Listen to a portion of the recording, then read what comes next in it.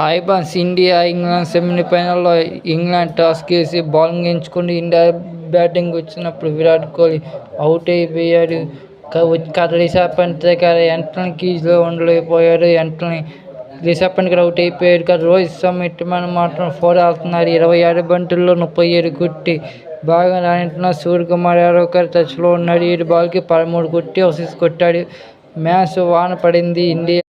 India 8 ఓవర్లకి 65 కొట్టింది. 2 వికెట్లు పడిపోయాయి. వర్షం కాబట్టి హార్దిక్ పాండ్యా బ్యాటింగ్లో ఉన్నాడు. ఇండియా ఎక్కువ టార్గెట్ కొట్టాలి. టీమిండియా కనీసం 180 కొట్టాలి. ఇంగ్లాండ్ తక్కువ అంచనానికి ఏం లేదు. మొన్న ఆ సంవత్సరం ఇంగ్లాండ్ తక్కువ అంచనానికి ఏం లేదు. 2022లో ఇండియాని సెమీఫైనల్ ఓడించాలి. ఇప్పుడు ఇండియా గెలాలంటే బౌలింగ్ మీద ఉంది. ఇంకా పిచ్ అలా ఉంటే ఏం తెలియదు.